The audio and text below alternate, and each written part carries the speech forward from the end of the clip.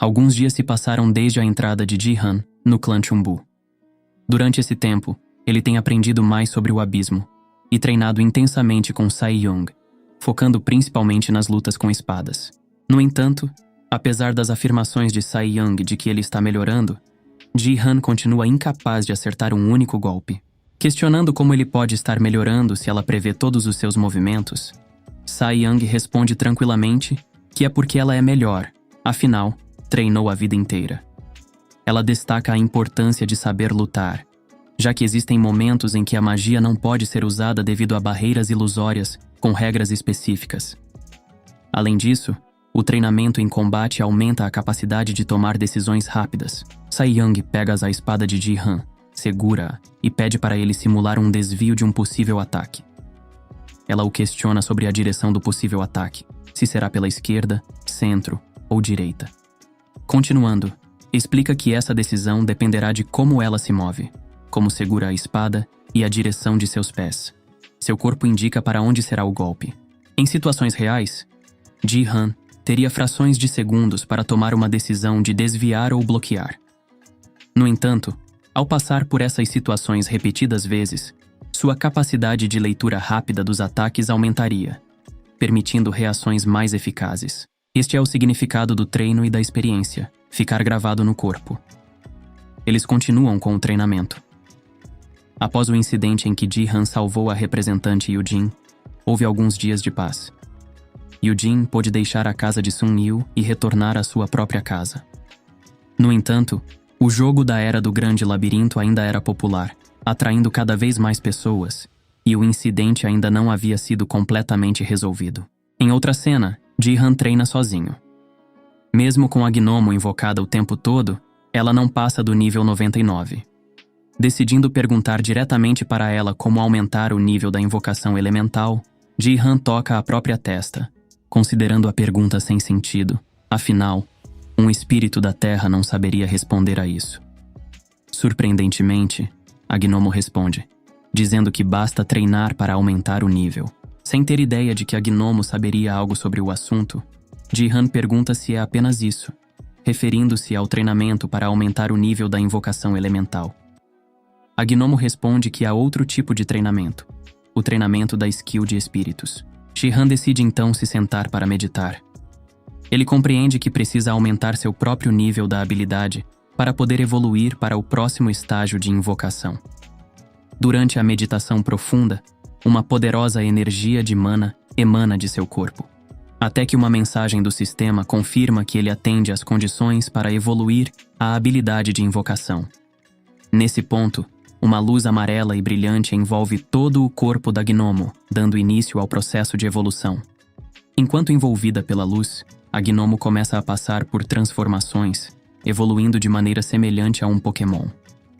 Ao final do processo, a Gnomo está um pouco maior, com cabelos mais longos. Surpreso, Ji-han não imaginava que a evolução de um espírito ocorria dessa maneira. Levantando as duas mãos para o céu, com os punhos fechados, a Gnomo grita, expressando que se sente ótima. Em seguida, ela abraça Ji-han e expressa sua felicidade, agradecendo a ele por permitir seu crescimento e evolução. Segundo Ji-han, a Gnomo era um espírito de nível menor, que evoluiu para um de nível baixo, podendo ainda evoluir para níveis médio, alto e, por último, para um espírito Lorde.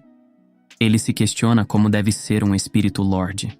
Ji-han toca a cabeça da Gnomo, fazendo um carinho, e diz para ela continuar com o bom trabalho. Refletindo sobre suas outras habilidades e o que pode fazer para melhorar, Ji-han se lembra de uma habilidade de criação que nunca havia utilizado, aprendida no início de sua aventura, enquanto moldava a argila da escola.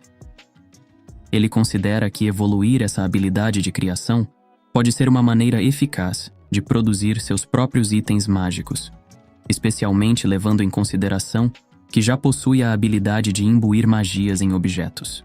No entanto, Ji-han pondera sobre a ideia de gastar tempo elevando o nível da habilidade de criação, considerando que poderia ser mais eficiente dedicar esse tempo a farmar nas dungeons. Contudo, ele tem uma epifania. Por que não fazer as duas coisas simultaneamente? Ji-han percebe que pode treinar a habilidade de criação enquanto caça nas dungeons. Ele abre sua barreira ilusória com características do grande labirinto e caminha junto com a Gnomo, utilizando suas flechas de mana quase automaticamente para dizimar as criaturas. Ao mesmo tempo, a Gnomo fornece pequenos bolos de terra para Ji-Han, que os utiliza para moldar pequenos bonecos com o propósito de evoluir a habilidade de criação. Dessa maneira, ele continua caminhando, atacando monstros e moldando pequenos bonecos de terra, tudo ao mesmo tempo. Ji-Han utiliza a telecinese para reunir os Dreps e constantemente renova seus buffs, buscando evoluí-los. Além disso, ele não se limita apenas ao uso de flechas de mana, mas também incorpora as habilidades de chamas explosivas e relâmpagos, buscando aumentar o nível de todas elas. Assim, Ji-Han se torna uma verdadeira máquina de batalha, realizando múltiplas tarefas simultaneamente. Ao final desse intenso treino, Ji-Han já havia atingido o nível 56, experimentando uma evolução expressiva em todas as suas habilidades. No entanto, ele julga que ainda não é o bastante, relembrando a luta contra os mestres dos fantoches e ponderando sobre aquele ataque que ele não conseguiu bloquear. Reconhece que teria morrido se não fosse pela sua habilidade do jogador. Determinado a ficar muito mais forte, Ji-Han decide permanecer na dungeon. Em outra cena, no prédio onde Ji-Han enfrentou os mestres dos fantoches, localizado a 2 km abaixo do edifício, existem instalações subterrâneas imensas. No centro dessas instalações, encontra-se um cristal conhecido como o motor que impulsiona toda a força e poder da companhia. Este cristal é chamado de Cristal das Ambições. O presidente da companhia olha para o cristal enquanto um homem se aproxima, comentando que faz algum tempo desde que se viram, e que o presidente não deveria fazê-lo procurá-lo, chamando-o de alma sem vida. O homem solta um deboche com os lábios, considerando o nome infantil e expressando vergonha alheia. O presidente pede para ele parar com a baboseira, afirmando que o nome dele também é estranho, chamando-o de Advento do Caos. O homem à frente revela ser Fan Hui e pede para o presidente medir suas palavras. O presidente pergunta se ele prefere ser chamado pelo seu antigo nome, então o faz, dirigindo-se a ele como Fan Hui, o rei demônio do caos. Fan Hui fica satisfeito e menciona que o advento do caos é sua origem, pedindo respeito por sua proveniência. O presidente pergunta o motivo do contato. Fan Hui afirma que os preparativos estão completos e que o jogo se espalhou pelo mundo, ultrapassando suas expectativas, fazendo imaginações e pensamentos transbordarem. O presidente expressa motivação ao saber que os preparativos estão concluídos e sugere que eles deveriam começar. Fan Hui afirma que começarão em breve. O presidente diz que poderá invocar o mundo repleto de caos que ele tanto deseja. Fan Hui diz que certamente ele irá. Em outra cena na casa de Sunil, ele sugere que Ji-Han tire o dia de folga. Ji-Han, surpreso, pensava que o clã daria mais trabalho para ele, mas Sunil explica que terá mais tarefas quando ficar mais forte. Ji-Han comenta que seu nível já é superior ao de Sunil. Sentado, Sunil pondera que o nível não é tudo e pergunta em qual nível está. Ji-Han informa que Sunil está no nível 42, enquanto ele alcançou o nível 56. Sunil elogia a rápida evolução de Ji-Han, que brinca dizendo que se tornou uma máquina de upar e fazer serviços de peão. Ao questionar se Sunil veio apenas para pedir que descanse, Ji-Han destaca suas habilidades rápidas de recuperação e resistência à fadiga. Sunil, no entanto, ressalta que a sobrecarga no cérebro vai além do físico, também afetando o aspecto espiritual. Ji-Han pondera sobre a possibilidade de enfrentar problemas mentais, mesmo com a mente do jogador. Sun-il alerta sobre a imprevisibilidade do estresse mental e aconselha Ji-Han a descansar. Convencido, Ji-Han concorda em tirar o dia para relaxar, considerando a sugestão de ir para casa ou ligar para Yujin. Enquanto caminha pela rua, Ji-Han telefona para Yujin para checar se ela chegou bem em casa após deixar a residência de Sun-il. Yujin assegura que está em segurança, informando que Sun-il a acompanhou até sua casa. Ji-Han, expressando preocupação, afirma que ligou apenas para garantir seu bem-estar, mencionando que tem o dia de folga. Yujin, notando a disponibilidade de Ji-Han, questiona se ele está livre. Ji-Han responde afirmativamente. comentando que estava pensando em passar o tempo em um internet café ou algo do tipo. Yoo-jin, sem hesitar, propõe-se encontrar com ele. Ji-han, receoso de incomodá-la, menciona que ela pode estar ocupada. No entanto, Yoo-jin responde destacando a dificuldade de se concentrar nos estudos após o sequestro recente, levando Ji-han a concordar com o encontro. Yoo-jin o convida para ir até sua casa, e Ji-han, suspirando, responde que está a caminho. Em um feliz acaso, aquele também era o dia de folga de Shi-yun. Apesar de sua rotina normalmente repleta de estudos, treinamentos e compromissos com o clã Yoon-hon-moon, Shi-yun aproveitava seus dias livres para passear pelas movimentadas ruas da cidade. Entre a multidão, ela avista Ji-han, despertando uma curiosidade que a faz aumentar os passos, começando a segui-lo furtivamente. Como uma verdadeira stalker, ela observa Ji-han de longe, sem realmente entender por que decidiu segui-lo naquele momento. Ji-han, ao chegar no prédio onde Yoo-jin mora, toca o interfone, aguardando por uma resposta. O tempo passa, mas nenhuma voz se faz ouvir do outro lado. Subitamente, ele é surpreendido por um estrondo vindo da porta, e para sua surpresa, Yoo-jin desce as escadas apressadamente para atendê-lo pessoalmente, ignorando completamente o interfone. Observando a agitação de Yoo-jin, Ji-han a aconselha a se acalmar. Tremendo, ela afirma que está tranquila, aproximando-se de Ji-han e abraçando seu braço. Diante desse gesto inesperado, Ji-han se questiona se o clã Chunbu realmente permitiu que Yoo-jin voltasse para casa, ponderando sobre a situação delicada em que ela se encontrava. Ao perceber a agitação de Yoo-jin, Ji-han toma suas mãos nas suas e utiliza a habilidade de recuperação da alma de Yoon-hon. Desde que descobriu que essa habilidade também possui propriedades calmantes para a mente, Ji-han a aplica para ajudar Yoo-jin.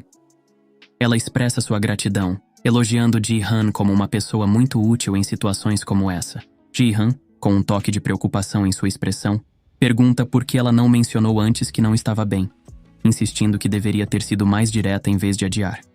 Ele questiona há quanto tempo ela está se sentindo assim. Depois de receber a cura de Ji-han, Yoo-jin se espreguiça e comenta que agora se sente melhor para respirar. Ji-han sugere que continuem a conversa em outro lugar e, assim, decidem ir para um café próximo.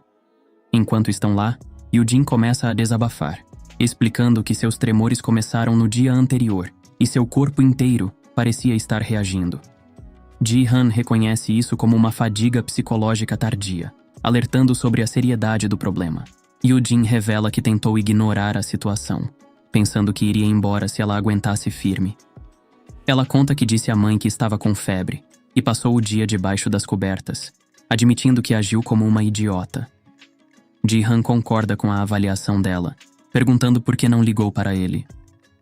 Yoo-jin responde que pensou que passaria, mas agora reconhece que talvez tenha subestimado a situação.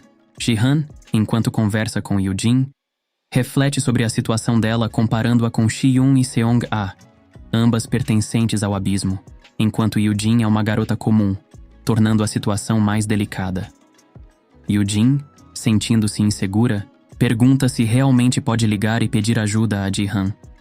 Ele suspira, abaixando a cabeça, e Yoo-jin interpreta isso como uma negação. Ji-han repreende-a, questionando se ela é idiota, e assegura que pode ligar para ele sem hesitação se tiver algum problema. Yoo-jin agradece, e Ji-han a tranquiliza para que relaxe. Yoo-jin compartilha com Ji-han seus pensamentos profundos, revelando que ela acredita que nunca mais conseguirá ter uma vida normal. O incidente recente a assustou, fazendo-a perceber que não tem certeza de sua própria segurança. Yoo-jin expressa suas dúvidas em relação ao futuro, mencionando o medo constante. Ela confessa que não consegue mais se imaginar voltando à escola, ingressando na faculdade ou conquistando um bom emprego. A visão do futuro para ela consiste em passar os dias tomando medicamentos para acalmar os nervos e lidar com tremores constantes em suas mãos. Yoo-jin afirma que não pode mais fugir e toca as mãos de Ji-han, pedindo sua ajuda para superar tudo isso. Ji-han, compreendendo a situação delicada de Yoo-jin, pergunta qual é o plano que ela tem em mente. Ela responde que, no abismo, a força é a supremacia e as pessoas estão constantemente se confrontando. Yoo-jin chegou à conclusão de que, Para enfrentar essa realidade, ela também precisa se tornar mais forte. Ji-han lembra a ela que agora está sob a proteção do clã Chumbu. Mas Yoo-jin, exaltada, expressa que, apesar de entender isso racionalmente, suas emoções e subconsciente não se sentem da mesma forma. Ela enfatiza que não é tola e menciona suas preocupações em relação aos pais. Embora a família de Sun-il esteja cuidando dela no momento, ela questiona sobre o futuro, temendo a possibilidade de estar em perigo novamente e colocar sua família em risco. Ji-han alerta Yoo-jin sobre a situação, destacando que ao buscar mais força, ela também estará se expondo a perigos maiores. Ele destaca o dilema de que, quanto maior a força, maior o risco associado. Yoo-jin, no entanto, está decidida a estar do lado da força, citando o ditado: "Se quiser paz, esteja preparado para a guerra." Ji-han, após ponderar sobre as palavras dela, concorda com sua decisão. No entanto, antes que possam continuar a conversa, uma janela do sistema aparece, alertando sobre a detecção de uma intenção assassina. Ji-han se levanta rapidamente, visivelmente tenso, e Yoo-jin pergunta o que está acontecendo. Ele suspeita que possa ser um inimigo ou alguém de alta classe invadindo, considerando que a área deveria estar protegida pela barreira do clã Chumbu. Enquanto Ji-han está imerso em suposições, Shi-yun se coloca à frente dele, encerrando o mistério. Shi-yun diz que faz um tempo que não vê Ji-han e que achou que ele estava ocupado, já que não teve mais notícias dele. Ji-han confirma que realmente estava ocupado. Shi-yun, olhando para Yoo-jin com um olhar desdenhoso, comenta que parece que ele esteve ocupado em encontros com uma menina. Ji-han, surpreso, pergunta de onde Shi-yun tirou essa ideia de encontro. Yoo-jin se levanta, visivelmente desconfortável, e pergunta a Shi-yun se ela também é do abismo. Shi-yun a cumprimenta como representante. E Yoo-jin, frustrada, questiona se ela também a chamará assim. "Mas esse não é o seu nome?" provocou Shi-yun. Ji-han perguntou se aquilo era uma brincadeira. Yoo-jin, num sussurro, afirmou que Shi-yun parecia estranha, e Ji-han concordou com um aceno. "Estou agindo de forma estranha?" questionou Shi-yun, e Ji-han confirmou. Ela retrucou, alegando que apenas estava agindo como uma típica garota colegial. "Que tipo de garotas colegiais falam assim?" indagou Ji-han. Yoo-jin interveio, apontando que quem pensaria que o nome da representante de classe é, na verdade, representante. Shi-yun ficou genuinamente chocada. "Então você está dizendo que o nome da representante não é representante?" "Não pode ser", exclamou. Ji-han destacou o quão surpreendente era ela realmente acreditar naquilo. "Qual é o seu nome?" indagou Shi-yun, e a representante respondeu com firmeza. "Kim Yoo-jin." Olhando-a nos olhos, Shi-yun assegurou que lembraria disso. Ji-han recordou que ela disse a mesma coisa no primeiro encontro deles, mas esqueceu logo em seguida. "Então, representante de classe Kim Yoo-jin?" começou Shi-yun. Yoo-jin interveio, sugerindo que a chamasse apenas pelo nome. "Certo então, Kim Yoo-jin", corrigiu-se Shi-yun. Yoo-jin insistiu para que fosse apenas pelo primeiro nome. "Certo, Yoo-jin", concordou finalmente Shi-yun, enquanto Ji-han ria da situação, comparando-a a um show de comédia. Então, Shi-yun perguntou a Yoo-jin sobre a relação dela com esse pegador safado. Ji-han, surpreso, defendeu-se, afirmando que nunca namorou ninguém. Como poderia ser um pegador? Shi-yun lembrou-o do beijo inesperado que ele deu em uma garota sem nem mesmo estar em um encontro. E Ji-han detectou outra intenção assassina, dessa vez vinda de Yoo-jin, que perguntou se ele era o tipo que saía por aí pegando todas as garotas. "O que você está falando?" questionou Ji-han para Yoo-jin, intrigado com a situação, enquanto tentava entender o olhar dela. Ji-han explicou que não beijou a garota, apenas seus lábios se tocaram, e que não foi culpa dele, pois sua mestra foi quem tomou a iniciativa. Curiosa, Yoo-jin perguntou a Shi-yun sobre a veracidade das palavras de Ji-han. Shi-yun confirmou, admitindo que foi ela quem partiu para cima. Yoo-jin, referindo-se a Ji-han como esperto, recebeu a concordância de Shi-yun, que acrescentou que ele é talentoso na arte de seduzir mulheres. Mudando o foco, Shi-yun cortou o assunto e questionou sobre o que conversavam no café. Observando a interação entre as duas, Ji-han se perguntava quando elas tinham se tornado amigas. Ao ser informada sobre o assunto, Shi-yun comentou que Yoo-jin está encarando o abismo, agora. Intrigada, Yoo-jin questionou o significado da expressão. Shi-yun explicou que o mundo das sombras tem sido chamado de abismo por um longo tempo, e é assim que se refere quando alguém tem contato com esse mundo. Quando você encara o abismo encara você de volta. Pensou Ji-han, lembrando-se de uma reflexão similar que Shi-yun acabara de expressar. Ela continuou, explicando que uma vez que você encara o abismo, não consegue mais ignorá-lo ou esquecê-lo. Nesse caso, a única opção é lutar. Shi-yun mostrou concordância com a decisão de Yoo-jin de buscar mais força, julgando que ela estava no caminho certo. Acrescentou ainda que estava orgulhosa de Yoo-jin por chegar a essa conclusão. Yoo-jin, contente com a aprovação, agradeceu. Shi-yun respondeu que só disse a verdade, afirmando que Ji-han não conseguiu oferecer nenhum conselho decente. Curiosa sobre as habilidades da representante, Shi-yun perguntou a Yoo-jin que tipo de habilidade ela possuía.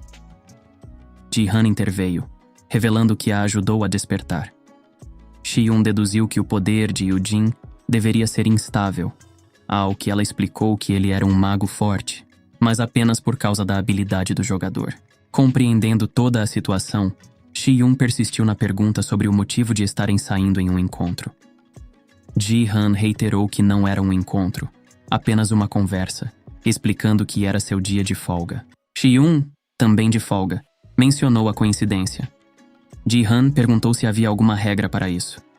Ela então explicou que um dia de folga era um método efetivo de treino, ressaltando a importância de quebrar a rotina e descansar corpo e mente. Aproveitando que ambos estavam de folga, Shi-yun surpreendeu tanto Ji-han quanto Yoo-jin, ao convidá-lo diretamente para um encontro. Em outro cenário, encontram-se em um parque de diversões, com Ji-han ainda perplexo com Shi-yun segurando seu braço. Ela mesmo comenta que é um tanto difícil ter que andar assim, agarrada ao braço dele. Ji-han questiona que se é difícil, por que ela está fazendo isso? E ela explica que não tem escolha, pois ouviu dizer que casais andam dessa forma. Ji-han, surpreso, pergunta desde quando são um casal. Shi-yun responde provocativa, que se um garoto e uma garota vão a um parque de diversões, isso não faz deles um casal? Ji-han, confuso, questiona de onde ela tirou essa ideia, afirmando que muitas pessoas vêm ao parque apenas para se divertir, sem relação com casais. Shi-yun argumenta que, embora possam ainda não ser um casal, isso não significa que não possam se tornar. Ela sugere que ele considere como uma recompensa pela ajuda que deu ao seu clã. Ji-han responde que nunca esperou nada em troca. Shi-yun, um pouco corada, pergunta se, na verdade, o que ele queria era algo mais extremo. Antes mesmo que ele pudesse responder, ela diz que está tudo bem, aceitando o que ele quer. Ji-han pede para Shi-yun não tirar conclusões por conta própria, frisando que ele nem disse nada. Yoo-jin, segurando o outro braço de Ji-han, fica surpresa com a repreensão dele a Shi-yun. Curioso, Ji-han questiona a representante sobre por que ela também está segurando seu braço. Ela responde que viu Shi-yun fazer isso, e achou que poderia fazer também. Parece que Ji-han é realmente um cachorrão sedutor. Ele pede para Yoo-jin soltar seu braço, e um sorriso vitorioso surge no rosto de Shi-yun, proclamando que venceu. Contudo, Ji-han pede para ela soltar também. Ele pergunta se estão fazendo isso para irritá-lo. Como já estão no parque, Ji-han sugere que ao menos se divirtam, convidando-as a irem em algum brinquedo. Ele espera que a ida até o parque não seja uma perda de tempo. Shi-yun afirma que não será uma perda de tempo, revelando que é a primeira vez que vai a um parque de diversões. Ji-han reconhece que ela sempre viveu no abismo, e talvez nunca tenha tido tempo para esse tipo de diversão. Ele sugere que aproveitem, afinal estão de folga, e a representante também precisa aliviar o estresse. Ji-han, com um toque de humor, anuncia que agora o desprezível, safado, pegador e cachorrão Ji-han irá guiar as duas para um dia de diversão, deixando-as satisfeitas. Após um longo dia de diversão no parque, vestindo orelhinhas de coelhinha, Shi-yun pergunta se é assim que pessoas normais vivem. Ji-han confirma que é exatamente assim.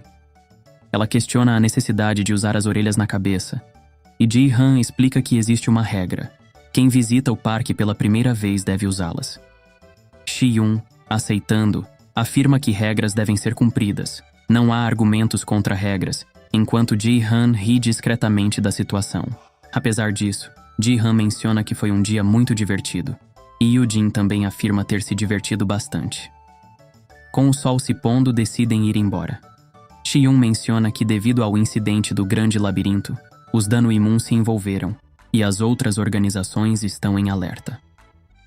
Algumas que estavam em disputa chegaram a fazer uma trégua, o que resultou na ausência de conflitos na cidade, permitindo que as pessoas andem livremente. Yoo-jin comenta sobre o perigo do abismo, reconhecendo sua ameaça à medida que aprende mais sobre ele. Shi-yun acrescenta que, de acordo com os dados, metade das pessoas que veem o abismo são devoradas por ele. Ji-han, surpreso, pergunta se devorar significa que elas morrem, e Shi-yun confirma que é exatamente isso. Ele olha para Yoo-jin, questionando se ela ouviu, mas ela não recua, afirmando que continuará mesmo assim. De repente, uma mensagem do sistema surge, alertando sobre um perigo detectado. Shi-yun percebe imediatamente e segura o braço de Ji-han, enquanto este segura o braço da representante Yoo-jin. Uma névoa de energia negra os envolve, e uma mensagem do sistema informa que entraram em uma dungeon. Subitamente, encontram-se novamente dentro do grande labirinto. Ji-han pede para Shi-yun não soltar seu braço, enviando em seguida um convite para entrar no grupo. Após Shi-yun aceitar, ele informa que agora ela pode soltar. Shi-yun questiona se esse é o tão famoso labirinto, enquanto Ji-han tenta escapar, mas o sistema indica que não é possível. Shi-yun explica que foram impostas restrições especiais na barreira para evitar fugas, considerando isso uma armadilha. Ji-han se questiona se é realmente uma armadilha feita para eles, e Shi-yun pergunta se há outra opção. Ji-han menciona que pessoas normais podem ser sugadas para essa dungeon, como aconteceu com Yoo-jin. Mas isso não tem ocorrido com ela desde que a mestra Loli cortou a conexão dela com o labirinto. No entanto, ele pondera que seu caso pode ser diferente. Shi-yun afirma que não possuem informações suficientes. Ji-han menciona que antes bastava derrotar o chefe do andar para sair, mas ele não tem certeza se funcionará da mesma forma agora. Shi-yun pergunta quem criou essa barreira do grande labirinto. Ji-han responde que, segundo Sunil, é possível que a companhia esteja envolvida, mas ainda estão investigando. Shi-yun comenta que, se for esse o caso, então é um problema bem sério. Yoo-jin, um pouco alheia ao assunto, pergunta se não deveriam tentar escapar primeiro. Enquanto discutem, ouvem vozes vindo do fundo do grande corredor do labirinto, chamando sua atenção. Enquanto as vozes se aproximam, Ji-han abre o inventário, retirando 2 cajados e entregando um deles para Yoo-jin. A sombra das pessoas já é visível no corredor, mantendo o grupo de Ji-han em alerta para o que está por vir. O que se revela é um grupo aparentemente de civis, com um tiozinho de blusa amarela segurando uma espada. Um jovem usando uma armadura e um escudo. Um nerd esquisito com capuz e uma jovem de cabelos verdes. O jovem de armadura e escudo, aparentando ser o líder, olha para o trio de Ji-han, mencionando que há outro grupo ali. Ji-han, observando-os, se questiona em seus pensamentos sobre a natureza desse grupo bizarro que se apresentou, julgando pela forma como falam e agem. Não parece ser a primeira vez deles no labirinto, e de acordo com Yoo-jin, ela era sugada quando dormia, indicando que essas pessoas também vêm para cá da mesma forma e até formaram um grupo, e o bizarro grupo na frente de Ji-han julga-os como noobs por estarem sem equipamento. O tiozinho de blusa amarela, identificado como Park Sung-chun, toma a frente, chamando o trio de crianças e perguntando quando começaram no labirinto. O grupo de Park Sung-chun apenas desdenha rotulando-os como noobs. De repente, do outro lado do corredor, mais figurantes se aproximam, e Park Sung-chun se questiona se é algum dia especial, pois nunca viu tanta gente por ali.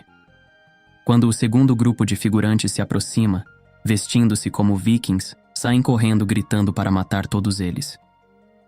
Yoo-jin se agarra a Ji-han assustada, e o tiozinho de blusa amarela revela que é a maldita guilda dos vikings. Então eles começam uma briga franca, em meio a um PVP, enquanto Ji-han e seu grupo observam sem compreender totalmente o que está acontecendo. Yujin, assustada, pergunta o que está rolando, e Ji-han a tranquiliza, dizendo que ela ficará bem. Chi-yun, irritada, chama o outro grupo de vermes e pergunta a Ji-han se ela pode eliminá-los. Ji-han pede para todos apenas observarem um pouco. Os dois grupos de figurantes continuam o PVP. O feiticeiro nerd do primeiro grupo conjura uma magia de gelo, mas ela não surte efeito no grupo dos figurantes Vikings, que contra-atacam. Logo, o grupo de Park Sung-chun e da garota de cabelos verdes encontra-se em uma situação desfavorável, quase derrotados. Quando os figurantes Vikings se aproximam para o golpe final, Ji-han intervém usando sua habilidade para amarrá-los, fazendo com que gritem e esperneiem no chão, pedindo para serem soltos. Ji-han diz que tem algumas perguntas antes de prosseguir. Após a interrogação, Ji-han descobre algumas informações cruciais. Em primeiro lugar, eles não morrem de verdade, sempre revivem após a morte, considerando esse lugar como especial e acessado em seus sonhos. Em segundo lugar, possuem janelas de status e sobem de nível, semelhante à habilidade do jogador. Em terceiro lugar, formar um grupo nesse lugar faz com que todos comecem juntos no mesmo local, toda vez que vêm para cá através do sonho. Em quarto lugar, após a morte, o corpo permanece por um tempo, permitindo que seus itens sejam saqueados. Em quinto lugar, se morrerem, não podem retornar ao labirinto no mesmo dia, apenas no próximo. E finalmente, em sexto lugar, qualquer habilidade adquirida dentro do labirinto não pode ser usada no mundo real, permitindo que continuem seguindo suas vidas normalmente. Os figurantes Vikings insistem que Ji-han não vai escapar, ameaçando matá-lo. A garota de cabelos verdes, também presa, sugere que Ji-han já conseguiu as informações que queria e, portanto, deveria libertá-los. Ji-han, concordando, os solta, deixando-os livres. Contudo, os Vikings afirmam que memorizaram o rosto de Ji-han e que isso não ficará barato. Sem hesitar, Ji-han os prende novamente. Ele comenta que são muito teimosos e pergunta se acham que ele os deixará escapar se continuarem falando daquele jeito, deixando os figurantes Vikings em choque com a resposta. Ji-han, ameaçando espancá-los enquanto estão presos pela habilidade de amarrar, adverte os figurantes Vikings, sugerindo que pode surrá-los até quase à beira da morte, curá-los e recomeçar o espancamento. Yujin comenta que isso é assustador, e Ji-han diz que está apenas tentando passar sua mensagem. No entanto, os figurantes continuam insistindo que serão mortos. Ji-han se abaixa perto deles, estica a mão para o lado e conjura seu Rasenhameha, demonstrando seu poder para mostrar que esse grupo de figurantes não passa de meros insetos para ele. Ao testemunharem tal poder, os figurantes começam a chamá-lo de Pro Player. Ji-han pergunta se eles realmente querem ser espancados, desfaz a habilidade de amarrar e os figurantes Vikings batem em retirada correndo. Enquanto isso, o tiozinho de blusa amarela se aproxima, elogiando Ji-han como um verdadeiro Pro Player. Ji-han pergunta por quanto tempo eles têm explorado o labirinto, e o tiozinho responde que é cerca de 1 mês. Ji-han indaga sobre o nível do tiozinho, e ele responde ser 12. Ji-han enxerga o tiozinho como um verdadeiro fracote, e se questiona como esses caras tiveram a coragem de chamá-lo de noob anteriormente. Ele pergunta se já derrotaram o Rei Kobold, e o tiozinho responde que ainda não, estão tendo dificuldades. O rapaz de armadura pergunta por que o tiozinho está compartilhando todas essas informações com Ji-han. O tiozinho explica que estava esperando conseguir algumas dicas, afinal, aos seus olhos, Ji-han era um verdadeiro Pro Player. De qualquer forma, Ji-han, com a informação de que eles estão lá há 1 mês e só estão no nível 12, conclui que são realmente fracotes. Ele se questiona se o labirinto está coletando pensamentos dessa forma, forçando as pessoas a entrarem e espremendo cada imaginação que possuem. Ji-han pondera que, embora para essas pessoas isso seja mero entretenimento, ele se preocupa com a possível existência divina que poderá ser gerada através dessas imaginações. O tiozinho inclusive pede para Ji-han se ele pode ajudar no primeiro boss. Ji-han diz que está ocupado agora. O tiozinho de blusa amarela compreende, e o grupo segue seu caminho se despedindo. Chi-yun pergunta como deveriam prosseguir. Ji-han sugere tentar derrotar o primeiro chefe e ver o que acontece. Ele se preocupa, pois essas pessoas no labirinto não têm ideia do quão séria pode ser a situação. Ji-han menciona que tanto ele quanto Shi-yun e Yu-jin foram sugados ali durante o dia, sendo difícil acreditar que todas essas pessoas estariam dormindo agora, o que significa que foram trazidas para o labirinto da mesma forma. Aqueles que estão tramando tudo isso finalmente estão se movendo e mostrando suas intenções. Eles seguem em direção à sala do chefe, enquanto Shi-yun comenta sobre os kobolds, mencionando que são um bando de fracotes. Ji-han responde que é o primeiro andar, e é natural que sejam fracos. Ele então menciona o sexto andar, onde alguns monstros podem usar magia, e o chefe é um gigante golem de fogo, explicando que pessoas que só podem lutar a curta distância teriam problemas contra ele. Shi-yun, confiante, afirma que o fogo não é um problema para ela. Ji-han, curioso, indaga se isso se deve à característica do clã Yun-Hong-mun ser associado ao fogo, e Shi-yun confirma. Ji-han, demonstrando interesse, comenta que seria interessante aprender um pouco sobre isso também. Ao chegarem na sala do chefe, Shi-yun demonstra sua habilidade ao derrotá-lo com um único golpe. Sem aparecer qualquer mensagem do sistema para sair da dungeon, Ji-han conclui que não poderá sair dessa forma. Shi-yun sugere que precisarão encontrar outro método, e Ji-han, curioso, questiona como farão isso. Shi-yun explica que basta destruir as restrições da barreira. Ji-han, admitindo que ainda não aprendeu sobre isso, pede orientações. Shi-yun assegura que é fácil. É necessário aplicar força ao espaço. Ao liberar sua enorme mana de fogo, chamas imponentes envolvem seu corpo, e rachaduras se formam ao redor. Após dissipar sua energia, as rachaduras desaparecem. Mas Shi-yun lamenta que a restrição da barreira seja muito forte, e ela não conseguiu quebrá-la. Ji-han se oferece para tentar também. Shi-yun, olhando para Ji-han, instrui de maneira confiante que o processo é simples.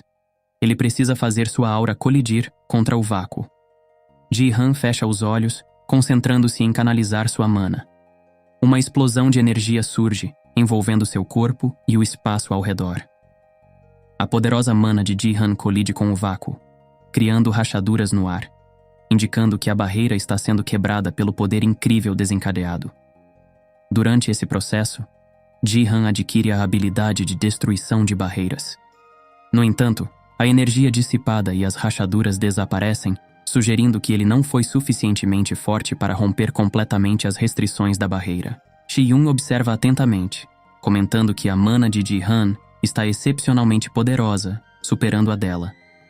Ji-han, preocupado, pergunta ao grupo qual será o próximo passo, já que ele não conseguiu quebrar a barreira. Shi-yun responde que, conforme observou, ele quase destruiu a barreira e sugere que, se ele ficar um pouco mais forte, provavelmente conseguirá superar as restrições. A estratégia é simples. Ji-han precisa subir alguns níveis até alcançar o poder necessário para destruir a barreira. De repente, telas gigantes surgem nas paredes do labirinto, exibindo um jovem de cabelos e olhos azuis, enquanto Yu-jin o identifica como Bariel, um NPC do jogo. Ele é um dos principais ajudantes dos jogadores novatos na fase inicial. Ji-han, confuso, pergunta a Yu-jin se ela conhece esse personagem. Yu-jin confirma, explicando que Bariel é um NPC importante que fornece orientações aos jogadores. Na tela, Bariel dá as boas-vindas a todos ao grande labirinto e anuncia um evento especial. Ele informa que, ao contrário do passado, agora as pessoas podem reviver e continuar no labirinto várias vezes, sem a restrição de entrar apenas uma vez por dia. Explica que esse é um lugar especial acessado através dos sonhos, onde 10 minutos lá dentro equivalem a apenas 1 minuto no mundo real, incentivando todos a aproveitarem ao máximo a experiência. Bariel estabelece 2 condições para sair do labirinto: 100 horas de permanência ou atingir o 10º andar. Além disso, promete uma recompensa especial para aqueles que conseguirem chegar além do 10º andar. A recompensa especial oferece a oportunidade de herdar os poderes adquiridos no labirinto, permitindo o uso desses poderes no mundo real. Bariel incentiva todos a darem o melhor de si, e as grandes telas nas paredes desaparecem. Enquanto Ji-han está ponderando sobre essa nova informação, um grupo de figurantes se aproxima da sala do chefe onde ele está. Os figurantes discutem entre si, mencionando que alguém já derrotou o chefe e que agora precisam esperar que ele ressuscite. Com seu foco no objetivo de alcançar o 10º andar, Ji-han decide avançar para o próximo nível. Convicto de que as pessoas não morrerão de verdade dentro do labirinto, ele opta por seguir em frente, mantendo seu objetivo em mente. Como uma metralhadora aérea, ele voa em alta velocidade, liberando suas flechas de mana que dizimam qualquer coisa viva que esteja no chão. Shi-yun, correndo pelo solo com Yu-jin em seus braços, elogia o poder de Ji-han, destacando o quão forte ele se tornou. Enquanto isso, Yu-jin comenta sobre a aparente familiaridade de Shi-yun com esse tipo de situação. Shi-yun responde que, se Yu-jin deseja viver no abismo, ela também precisará se acostumar com essas circunstâncias. Em meio à ação, o grupo de Ji-han ouve um grito vindo do final do corredor. Ji-han acelera para checar o que está acontecendo, indo à frente do grupo. Ao chegar no salão no fim do corredor, depara-se com uma loirinha amarrada junto a outros 2 homens. A loirinha pede para que eles a deixem em paz. Os 2 homens, de forma desrespeitosa, discutem sobre cortar as amarras, mencionando acidentalmente cortar suas roupas também. Testemunhando tal cena, Ji-han fica furioso e parte em direção aos figurantes. Descendo do alto, ele acerta o primeiro com um golpe que o lança para longe e, em seguida, desfere um chute no segundo, referindo-se a eles como 2 merdinhas. Enquanto a loirinha assiste ao massacre, uma mensagem do sistema aparece, informando que Ji-han recebeu experiência, indicando que ele acabou matando os figurantes sem querer. Ji-han olha para a loirinha, assegurando que acabou exagerando um pouco com aqueles caras, mas agora está tudo bem. No entanto, a loirinha, assustada, grita para ele não se aproximar. Ji-han tenta acalmá-la, prometendo ajudá-la, mas ela insiste para que ele não chegue perto. Nesse momento, Shi-yun chega correndo junto com Yu-jin. Ji-han comenta que chegaram em boa hora. Shi-yun pergunta se ele se livrou das escórias, e Ji-han confirma, recebendo elogios de Shi-yun pelo bom trabalho. Ji-han então pede para as garotas ajudarem a desamarrar a loirinha, já que ela claramente está desconfortável com um cara fazendo isso. Shi-yun concorda e se aproxima, cortando todas as amarras e libertando a loirinha. Ji-han fica impressionado com a habilidade de Shi-yun e pergunta como ela fez. Ela explica que é uma habilidade chamada Palmas de Lâminas, onde se concentra o Ki em volta das mãos, transformando a energia em lâminas. Ji-han acha a habilidade interessante e pergunta se ela pode ensiná-lo depois. Ao que Shi-yun responde que não há problema, ela pode ensinar. A loirinha expressa seus agradecimentos pela ajuda deles. Ji-han, preocupado, pergunta se ela está bem, considerando a experiência terrível que passou. A loirinha, aparentemente calma, relata que já sabia que esse tipo de coisa poderia ocorrer, tendo ouvido sobre isso no fórum do GL na internet. Ji-han rapidamente associa a sigla GL ao Grande Labirinto. No entanto, percebe que a loirinha não parece muito abalada, e conclui que a barreira ilusória pode estar proporcionando a essas pessoas algo semelhante à sua habilidade da mente do jogador. Afinal, não estariam tão tranquilas diante da situação. Diante da tragédia, a loirinha pede para se juntar ao grupo de Ji-han, pois todos os seus companheiros de equipe foram mortos. Ji-han pondera que seria melhor ela esperar um pouco, já que, com o evento em curso, eles devem ser ressuscitados em breve. No entanto, a loirinha argumenta que mesmo assim, não sabe em qual local serão revividos, e teme encontrar caras como aqueles novamente. Ji-han, ao perceber o argumento convincente da loirinha, se vê numa encruzilhada. No entanto, uma luz cintilante ao fundo revela os companheiros dela ressuscitados, indicando que retornam ao mesmo local onde morreram. Aceitando a situação, Ji-han deixa a loirinha com seu grupo recém-revivido e continua sua jornada pelos próximos andares da dungeon ao lado de Shi-yun e Yu-jin. Enquanto caminham, Ji-han expressa suas inquietações, destacando a estranheza de todo o lugar. Shi-yun questiona sobre o que ele está falando, e Ji-han explica que toda a situação é peculiar. No abismo, as pessoas são sequestradas fisicamente, mas nessa barreira, apenas suas mentes são trazidas. Shi-yun comenta que seria impossível sequestrar mais de 100 pessoas simultaneamente para transformá-las em recursos. Ji-han, curioso, pergunta o motivo, e Shi-yun responde que os Danui-mun os encontrariam não importa onde estivessem e o que estivessem fazendo. Shi-yun esclarece que no mundo existem deuses tribais, mencionando figuras como Dangun e Hwanung na Coreia, Nua e Yuan-Shi-Tianzun na China, e Izanagi, Amaterasu e outros no Japão. Ela explica que cada religião possui seus próprios deuses. Na Coreia, os clãs Chunbumun e Danuimun são descendentes diretos do deus Hwanung, concedendo-lhes poderes especiais. Isso significa que, se centenas de coreanos forem prejudicados por um poder sobrenatural em solo coreano, eles serão imediatamente alertados. Seja em uma barreira ilusória ou outra dimensão, eles podem rastrear os infratores. Shi-yun destaca que é exatamente por isso que a proteção do povo coreano é uma das principais responsabilidades do clã Danui. Shi-yun explica que o abismo sequestra pessoas para utilizá-las como recursos, mas precisa agir de forma menos óbvia para evitar alertar os clãs protetores, como os Danuimun na Coreia. Ela destaca que qualquer organização que se atreve a fazer isso em solo coreano é prontamente exterminada pelos Danuimun. Shi-yun expressa sua urgência em voltar rapidamente, pois as pessoas invocadas para o labirinto, embora desacordadas, possuem poderes anormais e, de alguma forma, estão afiliadas ao abismo. Ela alerta que se, por algum milagre, conseguirem chegar ao 10º andar, mergulharão completamente no abismo, tornando difícil para os Danuimun rastrear a organização por trás do jogo. A jovem conclui que o labirinto é de fato uma armadilha, e a organização por trás dela utilizou métodos ilícitos. Ela sugere que pode haver mais de uma localização do labirinto, já que o jogo se tornou mundialmente popular, com milhares de pessoas jogando ao redor do globo.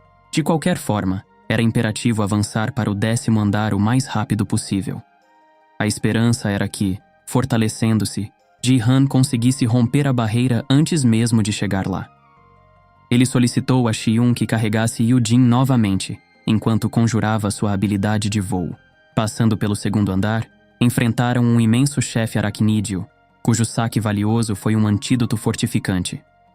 No 3º andar, confrontaram o Rei Lagarto, obtendo como recompensa o resistente escudo do Rei Lagarto. No 4º andar, desafiaram o Rei Gosma, ganhando um intrigante muco cosmético. Avançando para o 5º andar, enfrentaram o líder dos orcs, e a recompensa foi a poderosa manopla da força. No 6º andar, o desafio foi um golem de fogo, e a recompensa foi o coração em chamas. Ji-han sugere que Shi-yun fique com a manopla da força e o colar do coração em chamas, destacando a importância deste último, pois amplifica seus danos com o elemento de fogo. Ao chegarem à escada que conduz ao 7º andar, Ji-han se depara com o desconhecido, já que é sua primeira incursão nesse nível. Ao atravessarem a entrada, deparam-se com um vasto salão e um imenso lago. Ji-han pondera sobre a aparente desconexão entre a dungeon acima, repleta de lava, e o cenário aquático abaixo. Diante dessa peculiaridade, Shi-yun pergunta qual será o próximo passo. Ji-han, baseando-se em experiências de jogos, especula que monstros neste tipo de mapa costumam dropar itens especiais que permitem a respiração subaquática ou algo semelhante. Antes que Ji-han pudesse concluir sua linha de raciocínio, Shi-yun decide agir e mergulha no lago em busca de um desses monstros aquáticos. A preocupação toma conta de Ji-han, considerando que os monstros do 7º andar estão pelo menos no nível 70, o que indica uma ameaça considerável. No entanto, a tensão é dissipada quando Shi-yun emerge triunfante do lago, segurando um grande peixe em suas mãos. Nadando até a borda, ela coloca-o sobre a superfície e informa a Ji-han que conseguiu capturar um. E ele era realmente formidável. Ji-han, ainda preocupado, lembra a Shi-yun que, embora ela seja forte no nível 45, os monstros no 7º andar são, no mínimo, nível 70, exigindo extrema cautela. Ela responde com confiança, destacando que, apesar de serem mais fortes, são apenas bonecos estúpidos sem inteligência real. E na batalha, a força por si só não garante a vitória. Ji-han adverte sobre a perigosa arrogância, alertando que isso pode levá-la à morte um dia. Shi-yun, impassível, pede que ele pare de reclamar e dirija sua atenção para o peixe capturado. Ji-han ativa o observador, constatando que o peixe está no nível 71, demonstrando uma força considerável. Decidido a eliminá-lo. Num ágil movimento, Shi-yun desfere um golpe certeiro, rasgando o peixe e destruindo-o por completo. Durante esse momento, Eugene se agarra a Ji-han, evidenciando seu desconforto. Surpreendido pela reação intensa de Ji-yoon, Ji-han pensa que, afinal, era apenas um peixe. E a representante não deveria se surpreender com a morte de tal criatura. Contudo, uma janela do sistema informa que uma sede de sangue foi detectada. Ji-han percebe uma aura de fúria ao redor de Ji-yoon, que não está satisfeita.